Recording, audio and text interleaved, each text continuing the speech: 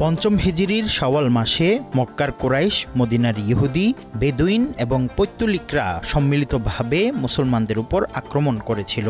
খন্দকের এই যুদ্ধ ছিল মদিনার উপর গোটা আরব সম্প্রদায়ের এক সর্বব্যাপী হামলা এবং কষ্টকর অবরোধের এক দুঃসহ অভিজ্ঞতা। খন্দকের যুদ্ধ সংগঠিত হয়েছে এই জায়গাটাতেই।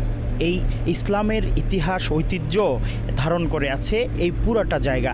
দেখার জন্য দূর দূরান্ত থেকে মুসলমানরা ছুটে আসে।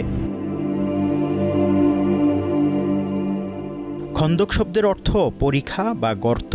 যেহেতু এই যুদ্ধে অনেক লম্বা পরিখা খনন করা হয়, তাই এই যুদ্ধের নাম দেয়া হয় খন্দকের যুদ্ধ। এই যুদ্ধ আহজাব নামেও পরিচিত। আহজাব অর্থ সম্মিলিত বাহিনী।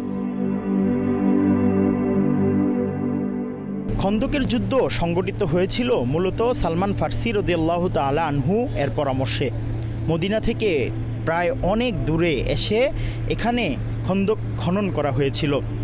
যেই রাস্তাটি এখান থেকে মদিনায় চলে গিয়েছে, প্রায় দীর্ঘ 7 মাইল ব্যাপী খন্দকের এরকম গর্ত খনন করা হয়েছিল, যেন কাফেররা সেই গর্ত পার হয়ে মদিনার দিকে না আসতে পারে। আর এই পিছনে যে পাহাড় আছে, এই পাহাড়েই মুসলমানরা অবস্থান করেছিল।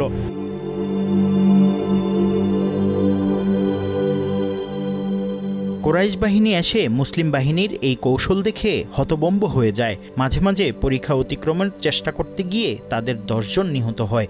মুসলিম পক্ষের 6 জন শহীদ হন। এভাবেই 27 দিন থাকার পর কাফেরদের উপর গজব হিসেবে ঘূর্ণিঝড় নেমে আসে। ঝড়ে কাফেরদের তাঁবুগুলো উড়িয়ে নিয়ে যায়। তারা যুদ্ধক্ষেত্র ছেড়ে পালিয়ে যেতে বাধ্য হয়। খন্দকের যুদ্ধক্ষেত্রের পরীক্ষাগুলোর কোনো চিহ্ন এখন আর নেই। যুদ্ধের স্মৃতি হিসেবে দাঁড়িয়ে আছে 7টি মসজিদ।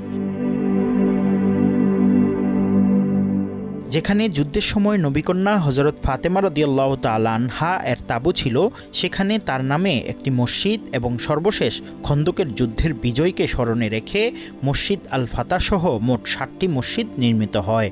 সব মসজিদ একত্রে আস-সাবা বা 7 মসজিদ নামে পরিচিত। মুফতি আব্দুল্লাহ তামিম, সময় সংবাদ।